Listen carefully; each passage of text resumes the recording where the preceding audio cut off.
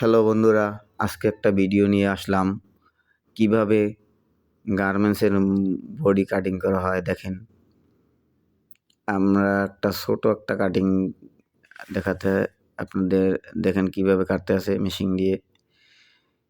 Machine দিয়ে কিভাবে কাটতে আছে। দেখেন, এক একটা বডি, এটা একটা পোলো শার্টের বডি, যেটা কলার গেঞ্জি বলে, সেই গেঞ্জি তৈরি হবে। প্রথমে এই দেখেন কিভাবে মেশিন দিয়ে কাটতে আসে আমার সহযোগী ভাই। দেখেন কিভাবে একটা বডি ছুটিয়েছে, তারপরে কিছু বড় একটাই আলাদা করতে আসে, ছোট ছোট করে ভাগ নিয়ে দুইজনে কাটিং করতে আসে।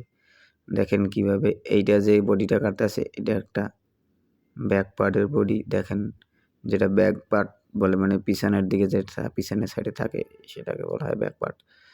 দেখেন একটা একটা করে ভাগ করতে আছে। দেখেন এই পাশ থেকে একজন, ওই পাশে আর একজন, দুইজন নিয়ে দুই সাইড থেকে কাটিং করতে আছে। দেখেন কিভাবে দাগে দাগে মার্কা করা আছে, এই দাগে দাগে কাটিং করে। কি সুন্দরভাবে মেশিন ঘুরিয়ে ঘুরিয়ে কাটিং করতে আছে। দেখেন যদি একটু এদিক ওদিক যায় তাইলে মনে করবেন যে এটা বাদ হয়ে যায়, যেটা ঝুট বলে গার্মেন্টসে, বাতিল বডিগুলোকে ঝুট বলে। আর যে কিভাবে দেখেন, এটা একটা ব্যাক পার্ট কাটিং করতে আছে, ব্যাক পার্ট শেপ দিতেছে দাগে দাগে। দেখেন কিভাবে কাটে। হাতে হ্যান্ড গ্লোভস লাগাই নিতে হয়, কারণ যাতে দুর্ঘটনা এড়ানোর জন্য তাদের বাম হাতে হ্যান্ড গ্লোভস লাগানো থাকে স্টিলের, আর ডান হাত দিয়ে মেশিন কন্ট্রোল করে। দেখেন কিভাবে আবার মেশিনে একটা বডি কাটার পরে আবার মেশিনে শান দেওয়া হয়। দেখেন কিভাবে মেশিনটা শান দেয়।